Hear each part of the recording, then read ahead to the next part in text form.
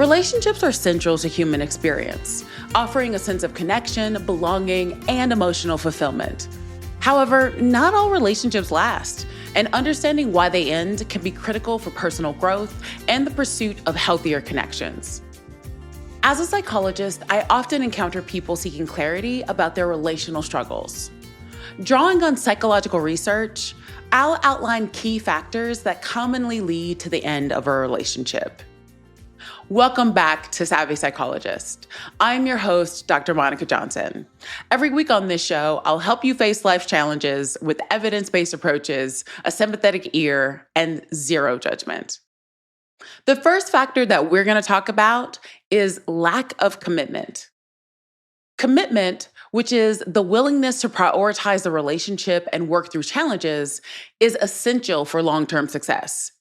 Research highlights that perceived unequal commitment often leads to dissatisfaction. When one partner feels more invested than the other, it creates an imbalance that can strain the relationship's stability.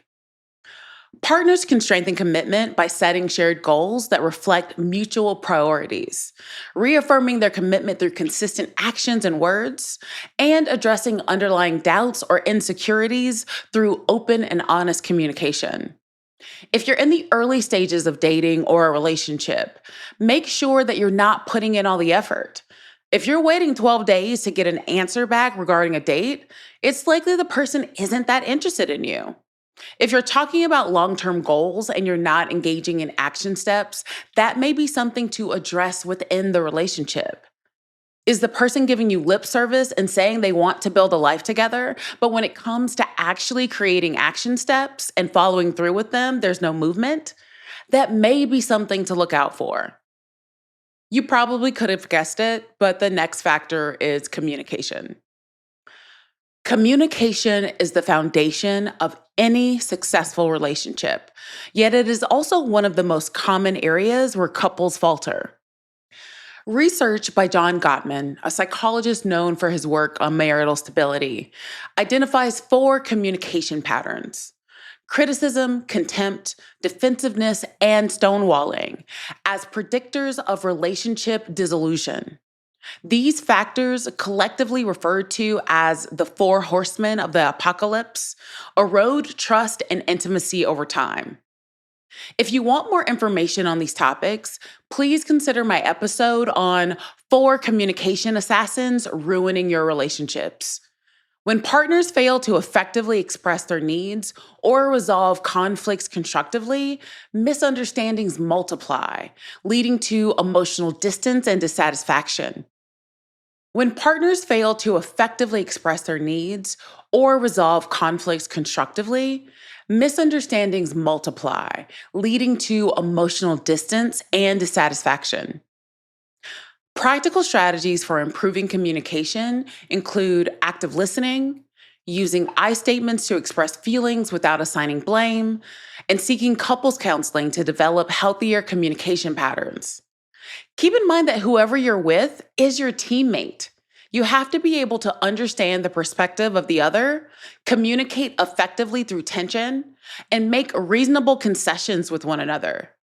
These are skills that I often see lacking in many people. The next factor is loss of emotional intimacy. Emotional intimacy involves feeling seen, understood, and supported by a partner. When this bond weakens, partners may feel isolated, even while remaining physically together. Some research highlights that emotional neglect can be as damaging as active conflict. Over time, a lack of effort in maintaining emotional closeness can create an insurmountable divide, leaving one or both partners feeling unfulfilled. Coping mechanisms for rebuilding emotional intimacy include scheduling quality time together, practicing vulnerability by sharing personal thoughts and feelings, and engaging in activities that foster mutual connection. I remember the popular "we listen and we don't judge" trend that people engaged in online. This is very similar to what I'm talking about, except you're not actually practicing vulnerability if you're doing it for the internet. To get the most out of an activity like this, do it in private with the person who you're trying to deepen your relationship with. Next is infidelity. Infidelity, whether emotional or physical, is one of the leading causes of breakups. Studies show that infidelity breaches the trust necessary for a stable relationship. While some couples are able to recover from such betrayals with therapy and other strategies, many find the rupture irreparable. Infidelity often reflects deeper issues within the relationship, such as unmet emotional or physical needs, further complicating reconciliation. Steps for coping with infidelity include seeking therapy to address underlying issues, working actively to rebuild trust through transparency and consistent actions, and evaluating whether the relationship aligns with both partners' long-term needs and values. Contrary to popular belief, you can recover from infidelity, but it does require all parties to put in effort. If you're the person who has been cheated on, you may want to consider the context. Did this happen once, or has the individual been cheating on you throughout the relationship? This type of data may influence your desire to work on rebuilding your relationship with this person. If you're a person who chronically cheats on people, you may want to reflect on why you continue to agree to exclusive relationships when you haven't shown that you have the skill set to maintain them. If you're a person who engages in these actions and has no empathy for the other, you're probably not listening to me or caring about the potential harmful impact you're having on others. And I hope you come to understand the error of your ways. The next factor is conflict and incompatibility. All couples face disagreements, but the frequency, intensity, and resolution of these conflicts play a crucial role in relationship longevity. Persistent unresolved conflicts can cause emotional exhaustion and resentment. Additionally, incompatibility in values, lifestyles, or goals can create friction that becomes impossible to ignore. I can't say this enough. You need to know your values and what you need as a person. It doesn't mean that people have to be the same as you. In fact, in some instances, having a person who is complementary to you is best. Perhaps you both agree that financial stability is a core issue. One of you may have more difficulty with managing budgets than the other. It would be great if you struggled with money to have someone who could make sure your long-term goals stayed on track.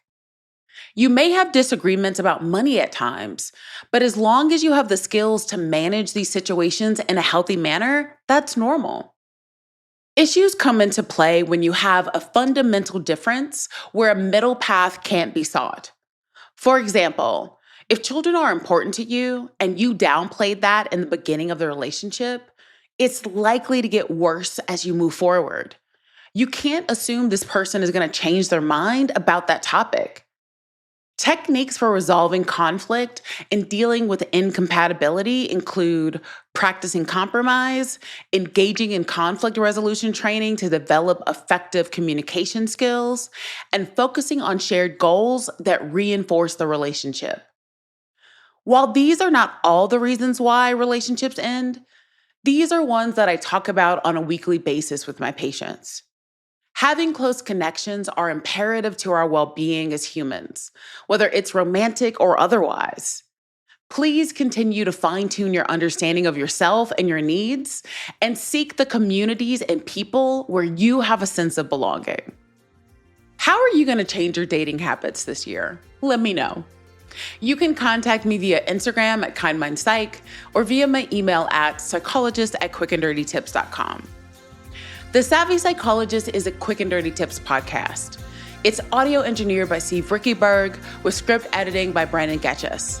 Our podcast and advertising operations specialist is Morgan Christensen. Our digital operations specialist is Holly Hutchings. And our marketing and publicity associate is Davina Tomlin. Nathaniel Hoops is our marketing contractor.